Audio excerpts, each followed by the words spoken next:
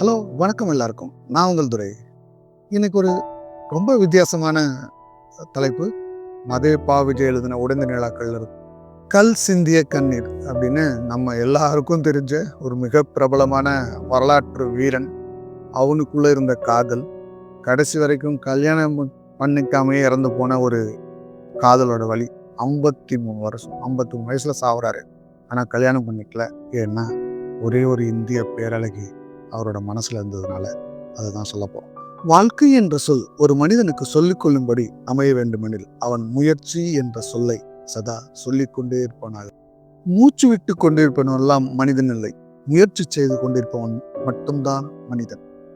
முயற்சி என்றதுமே நாம் சின்ன வயது ஞாபக உண்டியலில் ஒரு தங்க நாணயமாய் விழுந்தவன் தான் கஜினி முகமது. கஜினி முகமது ஒரு கல்.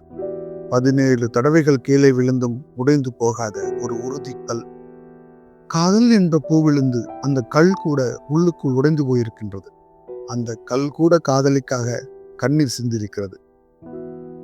ஒரு அதிகாலை, வெள்ளி வைகரை, யுத்தமிடு மேகத்தில் இறங்கும் புத்தம்புது பனித்துளிகள் பூக்களுக்கு சத்தமில்லாமல் முத்தமிட்டு கொண்டிருந்தது. மேகப்பறவைகள் பூமியில் தரையிறங்கும் பூமி பறவைகள் விண்ணிற்கு குடிபெயரும் வானளாவிய காட்சிகள். உறங்கிக் கொண்டிருக்கும் பூக்கள், உறங்கப் போய்க் கொண்டிருக்கும் நிலா. அந்த விடியாத பொழுதில் குதிரை சவாரி செய்வது முகமதுக்கு குதூகலமான வழக்கம். ஒரு கைவிரலின் எண்ணிக்கையுள்ள வீரர்கள் பின்தொடர முகமது குதிரை சவாரி செய்தான். புதுசாய் கொலுசு அணிந்தவள் ஓசை எழுப்பி நடப்பது மாதிரி நடந்து போனது சிந்து நதி. அழகை ரசிப்பது ஒரு தாகம், அது ஒரு வகை தியானம். தூய அழகை ரசிப்பவன் ஒரு கட்டத்தில் தூய்மையடைந்து விடுவான்.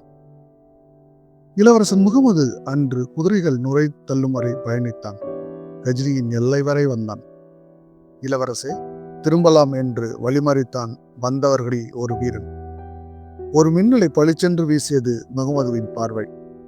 ஏன் என்றான். கஜினியின் எல்லை முடிந்துவிட்டது. என்ன எல்லை? ஏன் முடிந்தது? இளவரசே, ஒவ்வொரு நாட்டுக்கும் எல்லை உண்டு. அதற்கு மேல் போக முடியாது. நாம் நமது எல்லைக்குள் தான் வாழ வேண்டும். முகமது அகம் குழம்பி போனான். எல்லை இல்லாமல் வாழ முடியாதா? எல்லைக்குள் வாழ முடியுமா? இந்த வினாக்குறியை அமர்ந்திருந்த முகமது அடைப்புக்குறிக்குள் சிக்கிய புள்ளியாய் அரண்மனை திரும்பினான். வெயிலுக்கு எல்லை இல்லை, மழைக்கு இல்லை, காற்றுக்கு இல்லை, எனக்கு மட்டும் ஏன் என்று முகமது தன் சிந்தனைகளை சீவி கூர்படுத்திக் கொண்டிருந்தான். அரண்மனை பூங்காவில் ஒரு மரம், மரத்தடியில் முகமது சருகுகளை பீத்து போட்டபடி யோசித்துக் கொண்டிருந்தவன் கண்களுக்கு ஒரு எறும்பு கூட்டம் தெரிந்தது. எறும்புகளை கவனித்தான். அவன் மனம் எம்பி குதித்து ஒரு விளையாட்டில் இறங்கியது. ஒரு கையளவு மண்ணில் குழி பறித்தான். ஒரு எறும்பை அந்த குழியில் தள்ளினான். குழிக்குள் விழுந்த எறும்பு தத்தளித்தது. அங்குமாய் உயிரடித்தது. குழியை விட்டு மேலேறிவிட முயற்சித்தது. ஏறியது விழுந்தது. முகமது ஆச்சரியத்தில் நீந்தினான். அந்த எறும்பின் உருவளவிற்கு இந்த குழி என்பது போதுமான இடம்தான். ஆனால் அது ஏன் குழியை விட்டு மேலேற நினைக்கிறது? முகமது கூர்ந்தான். ஒரு வழியாய் எறும்பு குழியை விட்டு மேலேறி நிலத்தின் பரப்பில் ஆனந்தமாய் அலைபாய்ந்து ஓடியது. முகமது ஒரு மிகப்பெரிய ஆசானிடம் ஒரு மிக அரிய செய்தியை கற்றதாக உணர்ந்தான். ஒரு சிற்றெறும்பு சில நிமிடங்கள் கூட அதன் எல்லைக்குட்பட்டு வாழ முடியவில்லை, வாழ நினைப்பதில்லை. நான் மனிதன், நான் எப்படி? மணல் மணிக்காட்டி லட்சம் தடவைக்கு மேல் திருப்பப்பட்டது. கஜினி முகமது மன்னனானான். கஜினி முகமதுவான். பூக்குணம் தேர்ந்து போர்க்குணம் வந்தது. எல்லைகள் இல்லாத தேசம் தேவை என்ற எண்ணம் எல்லா தேசங்களும் தேவை என்ற எண்ணத்தில் முடிந்தது. சுற்றியுள்ள சின்ன சின்ன மீன்களை தன் எல்லைக்குட்படுத்தினான். அவன் கண்கள் சிந்து நதி தீரத்திற்கு அப்பால் உள்ள இந்தியா என்ற திமிங்கல் மீது பதிந்தது. அதிகாலைகளின் மகரந்த வாசனைகளிலிருந்து மாறிப்போனான் முகமது. கஜினியின் கால நேரமின்றி ஆயுதங்கள் செய்யும் சப்தங்கள் இந்தியா அவன் கனவானது. இந்தியா அப்போது பல துண்டு நாடுகளுடைய பூமி. கஜினி முகமதின் கண்கள் உதபாண்டா முதல் காபூல் வரை அரசாண்ட ஜெயபாலன் மீது பதிந்தது.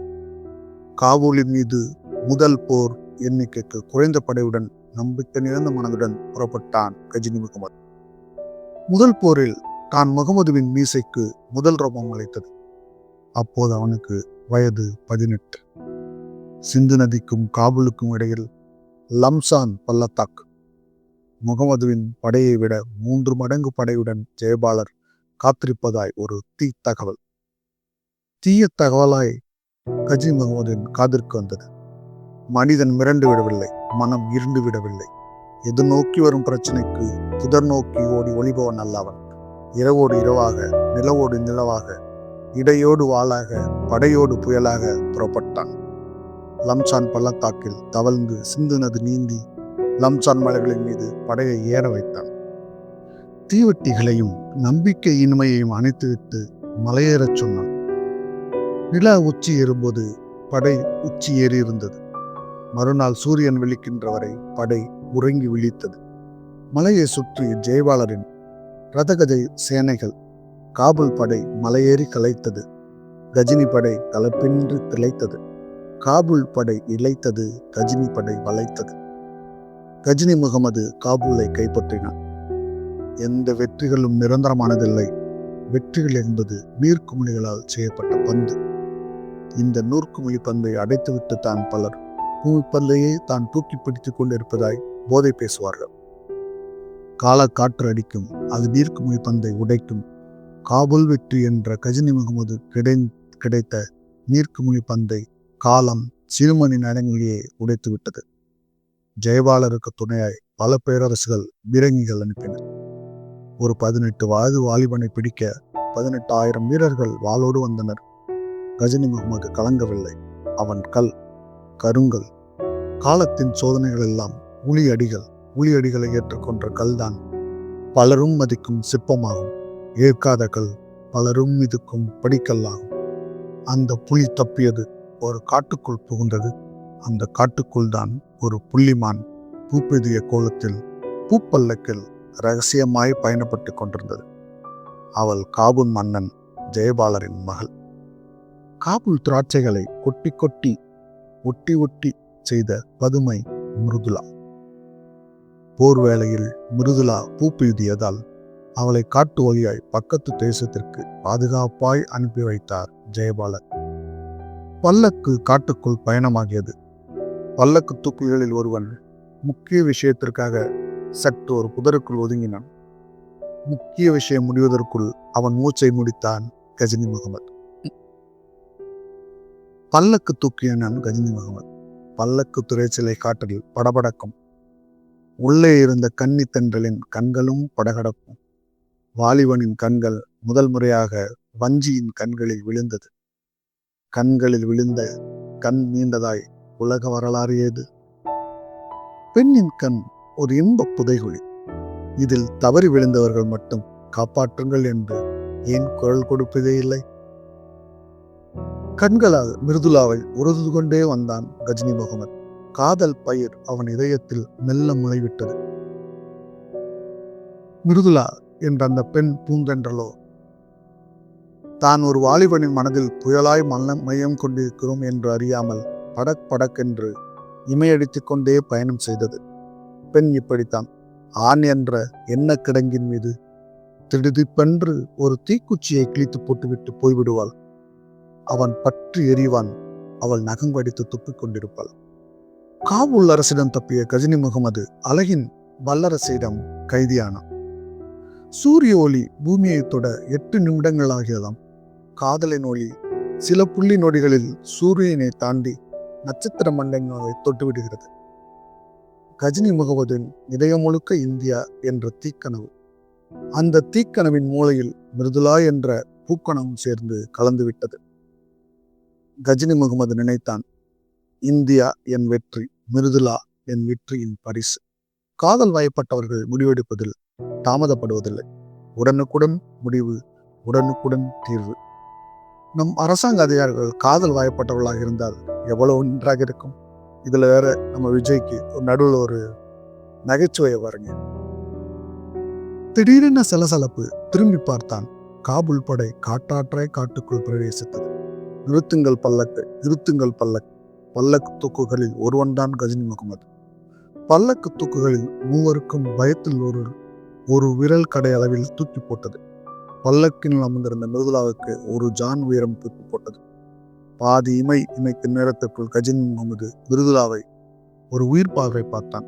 பின் பச்சையாகி பறந்தான். காபூல் படை துரத்தியது.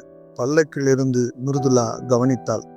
ஒரு புயலாய், ஒரு புள்ளியாய் ஓடிக்கொண்டிருந்தான் கஜினி முகமது. சில பெண்கள் பார்க்கலாம் என்று சொல்லும்படி இருப்பார்கள். சில பெண்கள் ஒரு முறை திரும்பி பார்க்கும்படி இருப்பார்கள். சில பெண்கள் பார்த்து கொண்டே இருக்கும்படி இருப்பார்கள்.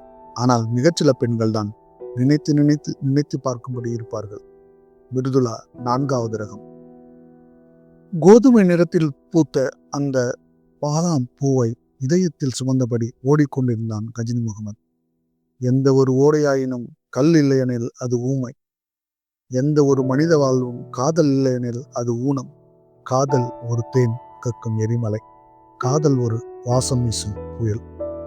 ஆணோ பெண்ணோ யாராயினும் ஒரு தடவை, ஒரு சந்தர்ப்பம், ஒரு நொடி காதலில் விழாதவர் கிடையாது. கஜினி முகமது ஒரு மலை குகைக்குள் உடம்பு திணித்து மறைந்து கொண்டான்.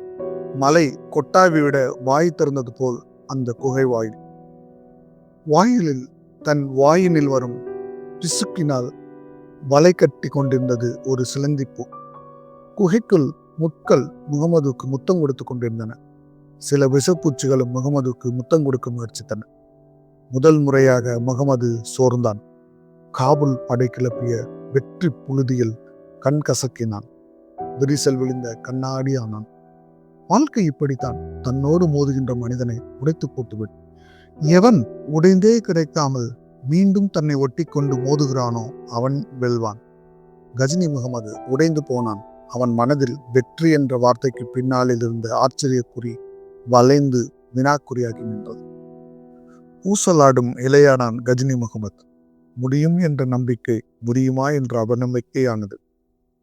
ஒரு லட்சியவாதிக்கு இப்படித்தான். திடுக்கென்று அவன் தீ அணைந்துவிடும். ஆனால் அவன் அணுக்கள் ஒவ்வொன்றிலும் அந்த தீக்கான எரிபொருள் சேமிக்கப்பட்டிருக்கும். அவன் மீண்டும் தீபமாவான், ஒளியடிப்பான். லட்சியவாதின் இதயம் நரம்புகளால் அல்ல, இடிதாங்கி கம்பிகளால் பின்னப்பட்டதாக இருக்க வேண்டும். தன் அஸ்திவாரத்தில் பல கற்கள் நழுவி போனதாக உணர்ந்தான். மலையில் பாலடைந்த குடிசையாய் ஒழுக ஆரம்பித்தது அவன் மனம்.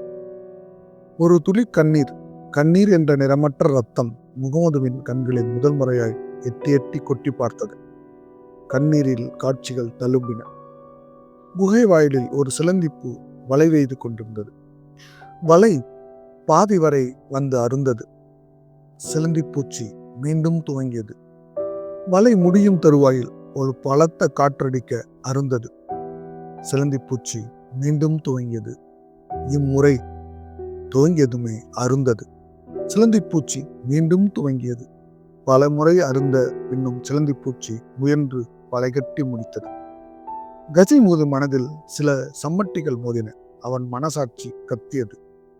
பார் முகமது, ஓரறிவுள்ள சிலந்தி பல முறை வளையருந்தும் ஓரமாய் ஒதுங்கி ஓய்ந்து விடவில்லை. போராடுகிறது. போராட்டமில்லாத உயிரில்லை. புல் காற்றடித்தால் காற்றோடு போராடுகிறது. மரம் புயலடித்தால் புயலோடு போராடுகிறது. உயிரணுக்கள் ஒவ்வொன்றிலும் மனிதனுக்கு போராடும் குணம் இருக்கிறது.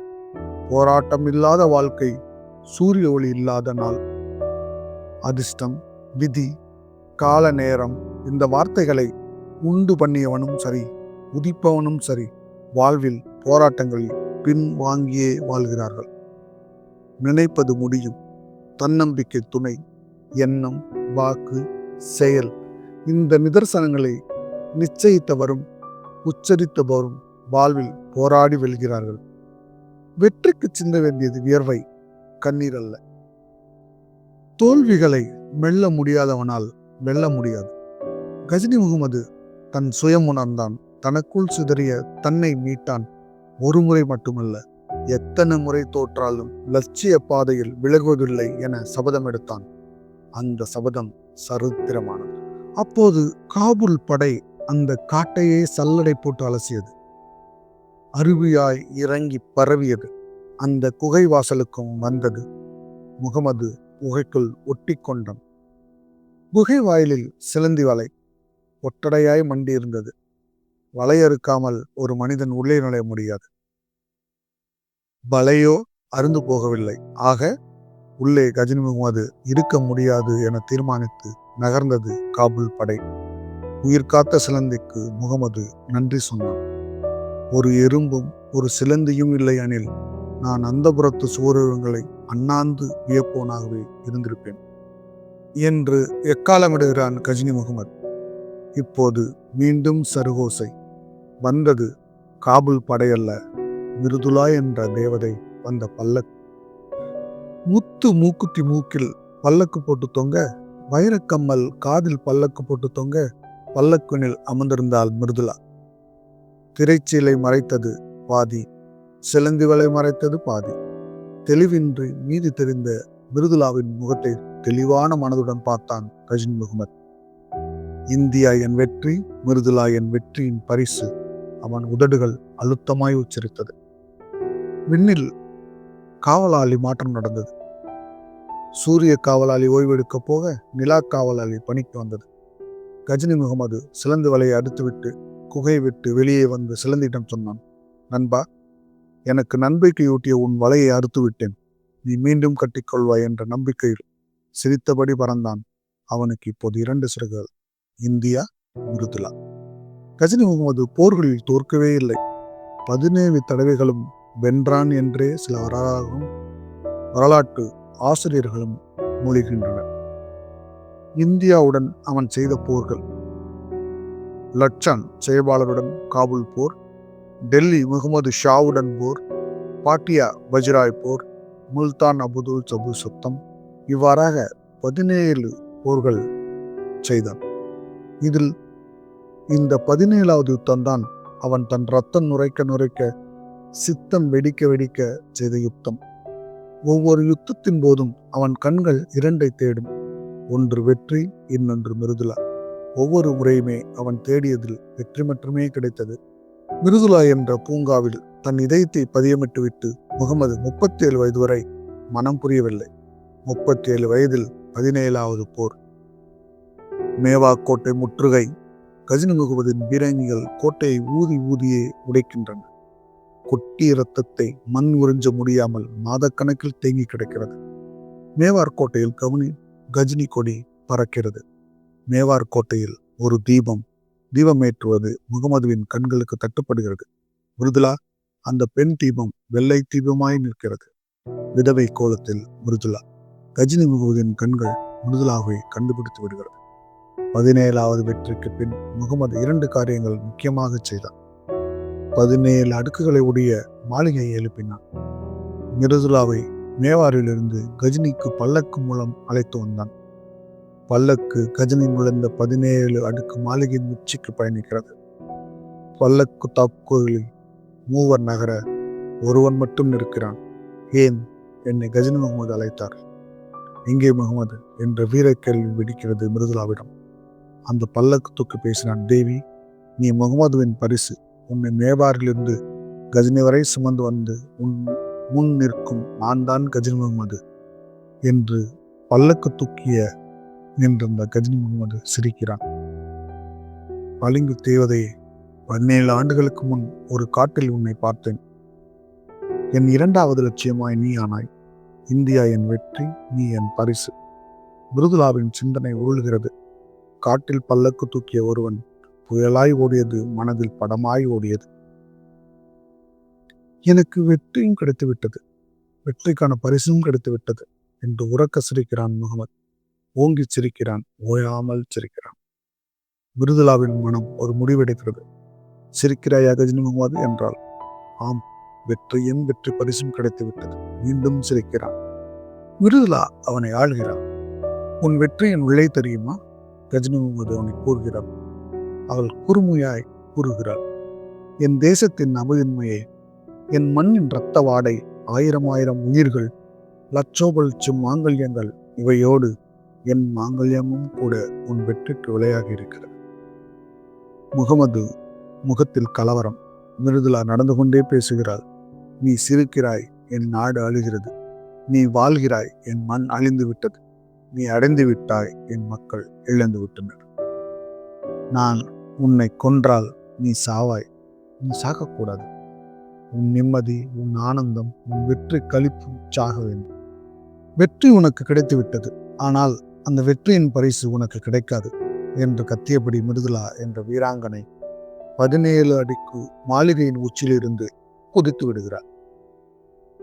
மிருதுளாவின் மறைவால் மனமெருத்த கஜினி முகமது தன் வெற்றியின் நினைவு சின்னத்தை இடித்து தள்ளுகிறான். 53 வயது வரை அவள் நினைவிலேயே சூன்யமான வாழ்வை வாழ்ந்து காலமாகிறான். அவ்வளோதாங்க. வித்தக கவிஞர் விஜய் எங்கே போய் இப்படி ஒரு ரிசர்ச்சை பண்ணி ஒரு ஒரு ஒரு 18 படையெடுத்து தோத்து போன ஒருத்தனை பற்றி நம்மலாம் படிச்சிருப்போம். பட் மனுஷன் அதுக்குள்ள இருக்க ஒரு காதலை கண்டுபிடிச்சி அதை ஒரு கவிதையாக எழுதி நம்ம தலையில் கட்டி ஃபீல் பண்ண விட்டார்ல. சரி, பரவாயில்ல. இதே ஃபீலிங்கோட, அப்படியே அந்த நம்பிக்கையோட, முயற்சியோட சந்தோஷமா இருங்க. அடுத்த அருமையான ஒரு அத்தியாயத்தோட உங்களை நான் சந்திக்கிறேன். நன்றி. உங்கள் துரை.